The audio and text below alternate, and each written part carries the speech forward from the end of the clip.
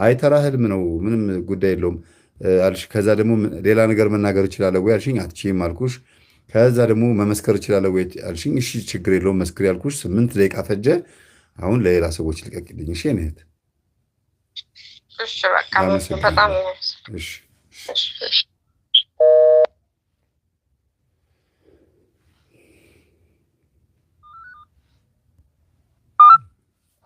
ሄሎ ሄሎ፣ ሰላም ነው? እግዚአብሔር ይመስገን ሰላም እንዴት ነው? አለው። ቀጥታ ስርጭት ነው አውቀሻል? አዎ አውቄያለሁ። እሺ ስለ ህልም ነው ዛሬ የምናወራው። አዎ ስለ ህልም አውቄዋለሁ። እሺ እና አንድ ህልም ነበረኝ። እሺ አያቴ ከሞተ በጣም ቆይታለች እና ሁሌም በህልሜ ትመጣለች እና የሆነ ገደል ነገር ነው እና ከዛ ቁጭ ብላ ምን ሆነሽ ነው አያቴ ምናምን ስላት እንዳትጠግኝ ምናምን ትለኛለች። ከዛ ያኔ ምን ሆና ነው እንደዛ የምትሆነው ምናምን ስል በጣም ገደሉ ደግሞ በጣም ያስፈራል። ከዛ እንዳልመጣ እንዳልጠጋሽ ደግሞ ፈራለሁ እንዳልወድቅ ምናምን ስላት አይ ችግር የለውም ግን ያኔ አንቺ እንዳትጠጊ ምናምን የሆነ ሰው አለ አይደል? አንዳንድ ሰው ያመመ ያበደ ምናምን ስትቀርባቸው በጣም ይሸሻሉ፣ ይንቀጠቀጣሉ ምናምን። እንደዛ ነው የምትንቀጠቀጠው። በጣም ጭብጥብጥ ብላ ነው ቁጭ ያለችው እና ራያት የመሆንሽ ነው ስላት በቃ ዝም ብላ ታለቅሳለች፣ በቃ ትንቀጠቀጣለች። ከዛ ሁሌም ነው በተደጋጋሚ ነው እንደዛ ማየው። ከዛ እናቴን ስጠይቃት ደግሞ አይ በቃ ችግር የለውም በሚመጣበት ቆይ በህልምሽ ያየሽውን ብቻ ንገሪኝ ነው። ሌላ ሰው ጋር ሄደሽ ያስፈታሽውን አይደለም። ህልምሽን ብቻ ጨርሽ። በህልሜ ሁሌም አያቴ ሁሌም በህልሜ ትመጣለች እና ከገደል አለ አይደል? ገደል ሆኖ ከዛ ከገደሉ ዳሩ ተመሳሳይ ልክ ከዛ ነው ቁጭ ብት ሌላ ጊዜ የመጡበት ሁኔታ አለ በህልምሽ። ከዛ ደግሞ ሌላ ጊዜ ደግሞ መጨረሻ ጊዜ ደግሞ የመጣ አሁን ቅርብ ጊዜ ነው። ቤተክርስቲያን አቡነ ገብረ መንፈስ ቅዱስ ቤተክርስቲያን ነው ያረፈችው ማለት ነው።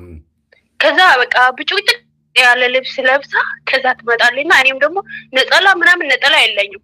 ከዛ ሂጅ በጣም አለቅሳለሁ። ከዛ ሂጅ አባቴ መጥቻለሁ፣ አንተ ሳላውቅህ ብዙን በድያለሁ፣ ግን አሁን ስህተቴን ገብተኛልና መጥቻለሁ እያለሁ አልቅሳለሁና ከዛ እናቴ ብጭቅጭቅ ያለ ልብስ ለብሳ ከዛ ትመጣለችና ከዛ እንዴ አያቴ ማንሽ ነው እንደዚህ ያለበሽ እንዴ ብዬ ዞር ብዬ ልጠጋሰል ትጠፋለች፣ ስውር ትላለች። ከዛ ደግሞ ዘወር ስል ደግሞ በአንድ ጎን ያለኝ ከዛ ወደዛ ልሄድ ስል ደግሞ ከፊቴን ትሄዳለች። ከዛ እንደዛ እያለኝ ከዛ ባናንኩ አረቦቹ ጠሩኝና ባናንኩ። ይሄ ሁለት ትርጉም ነው ያለው። በሰፋ ካረግ ነው ግን መጀመሪያ አያትሽ መሆናቸው ከዘር የመጣ መንፈስ መኖሩ ማሳያ ነው። አንቺ ውስጥ ከዘር የመጣ መንፈስ አለ እና አትንኪኝ ነው አትጠጊ። መጀመሪያ ያልሽው አሁን አትንኪኝ ወደዚህ አትምጪ ብለው ኮስተር ማለታቸው ወደ እኔ አትንኪኝ አትምጭብኝ ማለታቸው መንፈሱ እንደተቃወመሽ። ሌላው ራሳቸው አያትሽ እኔ ወዳለሁበት መንገድ አትምጪ ቤተሰቡ ማለት አያትሽ ራሳቸው ሳይሆኑ ይሄ ከእናትሽ ከአያትሽ ወደኋላ ያለው ቤተሰቦችሽ ያመልኩት የነበረው ነገር ካለ የሚሄዱበት የተሳሳተ መንገድ ካለ እሱን መንገድ አትከተይ፣ ወደኛ መስመር አትምጪ፣ እዛው ባለሽበት ሁኚ ማለት ነው። ሌላው ደግሞ ቤተክርስቲያን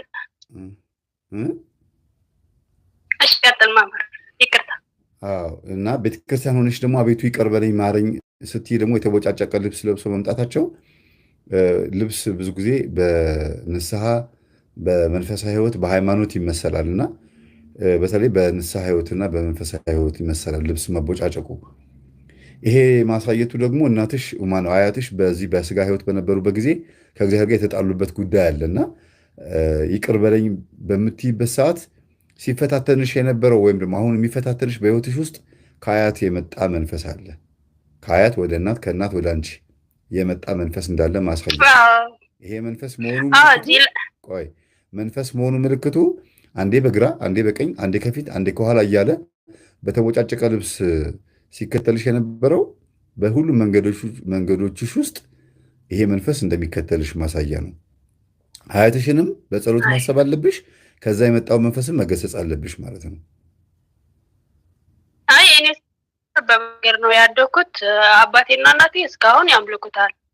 ግን በዛ ላይ ጥያቄ መጠየቅ የምፈልገው አያቴ ስትሞት ያው ቤተክርስቲያን አገልጋይ ልበለው ወይስ እንዴት ልበለው ብቻ አላውቅም። በአሁን መምህር በምታስተምረው ትምህርቶች ብዙ ነገሮች ተምሬያለሁ። ትክክለኛ እንዳልሆነ በትክክል መንገድ እግዚአብሔር እያመለከች እንዳልነበረች አያቴ አሁን ይገባኛል። ግን የቤተክርስቲያን የአቡነ ገብረ መንፈስ ቅዱስ ተላልቆች አለ አይደለ? ይሄ መገበሪያ ምናምን የሚያቀብሉ እንደዛ ነበረች የምታገለግል። እኔም እዛ ነበርኩ ያደኩ። የ2 ዓመት ወስዳኝ እዛ ነበር ያደኩና ከዛ የሞተችበት ቀን ሁሌም ጥያቄ የሚሆን በአእምሮ የምመላለሰው አያቴ ስትሞት እሁድ ነበረ ቀኑ እና ሌሊት 6 ሰዓት ወደ ቤተ መቅደሱ እንትን እንዲደወል አለ የሚደወልና ደወል ልንደወል ይምጡ ምናምን ብሎ ካህናቱ ጦርቷት ስትሄድ አብራ ከዛ 9 ሰዓት ተመለሰኝ ማለት ነው። ከ2 ሰዓት ቆይታ በኋላ 9 ሰዓት ተመለሰችና የዛን ሰዓት የሆነ ተስካር ነበር ከቤተ ክርስቲያንና በጣም ምግብ ነበር የተረፈ። ከዛ ያረፈችበት ቀን በጣም ብዙ ምግብ ነው የበላች። እኔም አብሬ በልቻለሁ። ብዙ ውሃ ጠጥታ ነው ብዙ ውሃና ብዙ ምግብ ጠጥታና በልታ ከዛ ታቃቅፈን ተኛንና ከዛ አረፈች ማለት ነው። ከዛ እሳት ሊወስዱ ለቤተ መቅደስ ቅዳሴ ሊገቡ እሳት ሊወስዱ ሲመጡ ካህናቱ አንድ ከፍት ማለት እኔ ደግሞ አያቴ ስላት አላውቅም። የዛን በጣም ትንሽ ነበርኩና አላውቅም። ከዛ ሲከፍታቸው መጥቶ ቄሶች ሳይዋት እናቴ አርፋለች። እናቴ ነው ማለት። ከዛ ሁሌ የሚሆኑ ሰዎቹ እርሳቸው አሟሟት የተቀደሰ ነው። ከዛ እንደሞተች ወዲያውን ወደ ቤተ መቅደስ ነው የገባችው ሬሳዋ ማለት ነው ቅዳሴ ስለነበረ። ከዛ የእርሳቸው አሟሟት የተቀደሰ ነው። እንደዚህ ለምንድን ነው ስትሞት ለምንድን ነው ምግብን ብዙ ታይሞተች ለምንድን ነው እየተጠየቅ ይሄ ስንቅ ነው የነፍስ ስንቅ ነው አስቤው ነበር። እኔም እኮ ግን ተላልቆቹም የዋህነታቸው ነው እኮ ብዙ መብላትና እኔ በጣም ምስቃለሁ።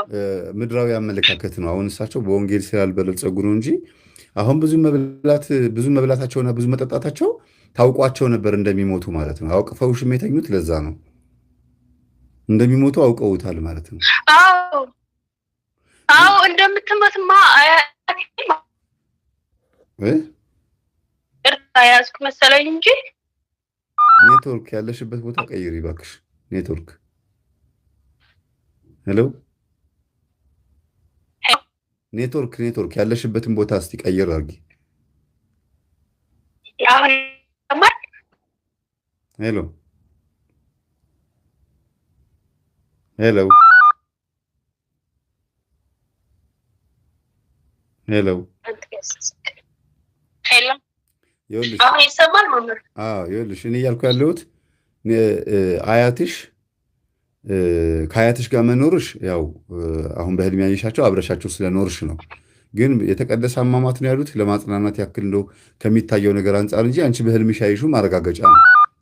ለምን የተቀደሰ አሟሟት ቢሆን ኖሮ ወደ እኔ አትምጪ አይሉሽም ነበረ። በህልምሽ የተቀደሰ አሟሟት ቢሆን ኖሮ ወደ እኔ አትምጪ አይሉሽም ነበረ። እንደዛ የተቀዳደደ ልብስ ለብሰው ድቅቅ ብለው በአንቺና በእሳቸው መካከል ገደል ማየት ራሱ ጥሩ አይደለም። ገደል ማየት ራሱ የሚያሳየው አንድ ከፊት የሚጠብቅሽ ከበድ ያለ ነገር አለ። በአያትሽ መስመር ከሄድሽ የእናትና የአባትሽ መንገድ ከተከተልሽ ከፊት የሚጠብቅሽ ነገር ነው የሚያሳየው። እና የተቀደሰ አሟሟት የሚለው ነገር አልቀበለውም። ምንም የመገበሪያ ስንዴ የመገበሪያ ነገር እየሰሩ መገበሪያ ማለት በነገራችን ላይ መመናን ስጋና ደግሞ የሚዘጋጅበትን ስንዴና የተለያዩ ነገሮችን ስንዴ መልቀም ማዘገጃጀት ማለት ነው። አይደለም እንዴ? ስለዚህ እንዲያውም ሳስበው በህልም ያየሻቸው ተቀጥተው ነው ልብሳቸው ተቦጫጭቆ ማለት ሃይማኖታቸው ቅድም ያልኩሽ ለዚህ ነው። ልብስ መቦጫጨቅ መንፈሳዊ ህይወትና ሃይማኖት የመጎዳት ምልክት ነው ያልኩት ለዚህ ነው። እና መንፈሳዊ ህይወታቸውና ሃይማኖታቸው በጣም ጥሩ አልነበረም። የክርስቶስን ስጋና ደም ሊዘጋጅበት የሚችለውን ስንዴ እያዘጋጁ እየለቀሙና እንትን እያሉ በጎን ደግሞ ጥሩ ያልሆነ አካሄድ ይሄዱ ነበረ ማለት ነው። አምልኮ ምናምን ይሄ በዚህ ቅጣት በዚህ ተቀጥቷል። በብዙ ነገሮች በመጥፎ ነገር ነው ያደረጉት። ቅጣት ነው ያየሽው። እሳቸው ሌላ ገደል ላይ አንቺ ሌላ ገደል ላይ ሆነሽ ያየሽው። የእሳቸው መስመር በጣም ከባድ የቅጣት መስመር ነው። ፊታቸው ኩስትር ብሎ ያየሻቸው ራሱ እንደ ቅጣት ነው። አዎ ሌላው ነገር ደግሞ በቅርብ ጊዜ ያየሁት ማለት እኔ እንትን ስጀመር ስለ ሃይማኖት እንዳልኩ ምንም ነገርም አላውቅም። በስመ አብ ወወልድ ወመንፈስ ቅዱስ እንኳን እንዴት እንደሚባል አላውቅም ነበርና አሁን ያንተን ትምህርት ከጀመርኩና ያንተን ትምህርት ነው ወደ መንፈሳዊ ህይወትን ያመጣኝ ማለት ነው። እና አቤታችን ማለት ነው ያንተ ትምህርት ስከታተል እንደዚህ መንፈስ ምናምን እየገባኝ ሲሄድ ቤተሰቦች የሚያምልኩት ሁለት ገጽታ ነው። በዚህ ሃይማኖተኞች ነን ይላሉ፣ በዚህ ደግሞ የቤተሰቦቻችን ዛሬ ያምልካሉ። በጣም በሬ በግን ሁሉም ነገር ያርዳሉ፣ ይሰዋሉ፣ እንበላለን፣ እንጠጣለን የተገበረውን ማለት ነው። እና እንደዚህ ሁሉም ነገር እየገባኝ ሲመጣ ያንተን ትምህርት ስልክላቸው አንድ ወንድሜ ነበር ቋንቋው ስለማይገባ አላውቀውም ምንድነው የምትልክልኝ አይሰማኝም ዝም ብለሽ ምናምን እያለ ይጣለኛልና እንደዚህ አሁን እየገባኝ ሳል ወንድሞቼ ያስረዳኋቸው ሳል ቤተሰብ እናትና አባቴ ያው እኮ የሚታርጉ እኮ እንደዚህ ነው መጥፎ ነው ምናምን ይላልኩ ሳል አንድ ቀን በህልም የምናየው በጣም ነጭ እባብ ነው። በጣም ነጭ ነው፣ ወፍራም እባብ ነው። ቀኝ እጄ ተጠመጠመኝ እና አፉን ከፍቶ ሊበላኝ ይላል።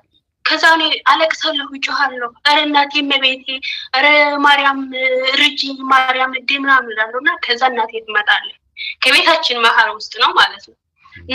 እናቴ መጣች። ከዛ ምንሽ ይመስለኛል ኧረ ይኸውማ ሊበላኝ ነው ምናምን እላለሁ። በጣም አፉ ይከፍታል፣ ሁለት ምላሱ ይሰነዝርብኛል ወደ እኔ። ቀኝ እጄ ነው የተጠመጠመው።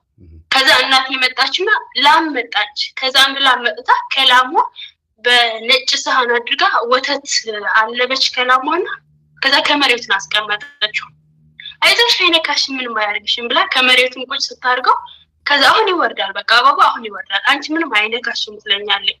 ከዛ እባቡን ተዝለፍልፎ ወረደው ወደ መሬት ከእጄ ማለት ነው። ከዛ በነጭ ሳህን ፕላስቲክ ነው ያስቀመጠችላት ወተቱ፣ ግን ወተቱ አልነካውም። ከዛ ኧረ እናቴን ወተቱ አልነካውም እኮ ብዬ እናቴን ዘወርሰድ እናት የለችም። እንዴ ላሟስ ምን ብዬ ወደ ላሟን ስመለከት ላሟም የለችም። ያለን እኔና እባቡ ብቻ ነን። እባቡ ደግሞ ወተቱን አይጠጣም፣ እኔን ግን ዝም ብሎ ይመለከተኛል። ከዛ በዛን መሀል ደግሞ አረቦቹ በድጋሚ እንዳልኩ አረቤ ስላለው አንኳኩኝና ነቃሁና ምንድነው ይሄን ብዬ ራሴን ማለት ቤተሰብ መደወል አልችልም። አሁን አመት አሳልፍ ያለውና በጣም ይጨንቀኛል ብዙ ነገሮች። ነጭ እባብ ቤተሰብ ወዶት ፈቅዶት የሚያመልከው ዛር ነው። መጀመሪያ ወዶ ፈቅዶ ጠባቂ መልአክ ነው ሁሉ ተብሎ ግብሩን የለመደ ምንም እንዲያውም የማይቃወሙት የሚወዱት የሚደግፉት እንደ ጥሩ ነገር የሚያዩት ዛር ሲሆን ነጭ ሆኖ ነው የሚገለጠው በህልም ማለት ነው። አስፈራርቶ ወይም ደግሞ የተላከም መንፈስ ቢሆን ወይም ከሰው ከምቀኛ የመጣ መንፈስ ቢሆን በሌላ ነገር ይገለጣል። ነጭ እባብ ሆኖ መምጣቱ ግን በቤተሰብ ጥሩ አመለካከት፣ በቤተሰብ ጥሩ አቀባበል የተደረገለት እባብ መሆኑን የሚያሳይ። ቀኝ እጅሽ ላይ መጠምጠሙ፣ ቀኝ እጅ ብዙ ጊዜ የበረከት የሃይማኖት የመንፈሳዊ ህይወት ነውና መንፈሳዊ ህይወትሽን የያዘሽ አንቺን ዋና በቃ ገንዘብሽን መስለቡ ላይ በረከት ማሳጣቱ ላይ ነው በጣም ትልቅ ትኩረት የሚያደርገውና ቀኝ እጅ ላይ መጠምጠም ከእጅሽ ላይ የሚነጥቅሽ መንፈስ አለ። ለሚጠቅም ነገር ያወጣሽ መስሎሽ ግን ገንዘብ ታባክኛለሽ ማለት ነው። ወይም ደግሞ የሚያስጠፋሽ እሱ እንደሆነ ማሳያ ነው። ያው 11 ዓመቴ ነው ስደት ከተሰደድኩ ያው ሄዳር መጣሉ ምንም ብር የለም። ወንድሞቼ ምንም አንድ ነገር የለንም እስካሁን። ሌላው የላሟና ወተቱ ደግሞ እስቲ እሱን ንገሪኝ። የላምና የወተቷን ላሟ እናቴን እየጮህኩ ሳለቅስ ማለት ነው። እናቴ ወጣች ከቤትና ላሟ ከየት እንደመጣች አላየኋትም። እንደ ቀይ ነገር ናት ላሟ፣ ቀይ ምናምን ያላት ነው ላሟ። ከዛ መጥታ እናቴ ከላሟን ወተት አለበችና በነጭ ሳህን ፕላስቲክ አለ አረቦች የሚጠቀሙት እና በዛን አፈሰሰችለት። ከዛ ከመሬት አስቀምጣ በዛ አፈሰሰችለትና አሁን ይወርዳል በቃ አትፍሪ ምናምን አለች። ከዛ እባቡ ወተቱን ሲያይ ከእጄን ወረደ። ከዛ ግን ወተቱ ግን አልጠጣም። ከዛ አረ እናቴ እንደዚህ ነው እንደሚያስፈራ በየዘወር ስል እናቴ የለችም። ላማም የለችም። ላማ አንቺ ነሽ ወይም ደግሞ ቤተሰቦች ናቸው። አጠቃላይ ገንዘባችሁን አምጡ ተብላችሁ የምትታለቡት እናንተ ናችሁ። ላም ማለት ዝም ብላ በየጊዜው ብር እንትን ወተት የምትሰጥ ወይም ደግሞ የቤተሰቡ የገቢ ምንጭ ናት እና ከእጅሽ ላይ እባቡ እንዲነሳ ከፈለሽ ገብሪ ወይም ደግሞ ብር አምጪ፣ ለሚመለከው መንፈስ የሆነ ነገር አምጪ መባሉ ነው። ግን በህልም ብዙ ጊዜ ላም ሲታይ እንደየህልሙ ይለያያል። ላሟ ከየት እንደመጣች አለማወቅሽ በራሱ እንደገና እባቡ ወተቷን ሲመለከት ከእጅሽ ላይ መውረዱና እናትሽም ላሟም መሰወራቸው መንፈሱ ግብሩን የሚያገኘው ከፈቃድሽ እንደሆነ ማሳያ ነው። ከፈቃድሽ ነው። ላሟ በፈቃደኝነት ነው ወተት የምትሰጠው። ማለት በቃ ጸጥ ብላ ነው የምትታለበው። እና ይሄ በየዋህነት ለመንፈሱ ግብር የምትሰጡትን ገንዘብ አቁሙ። መጀመሪያ ብዙ አረብ ሀገር ያሉ እህቶቻችን ላኩ ይቅርታ እንጂ መምህር ማለት ነው።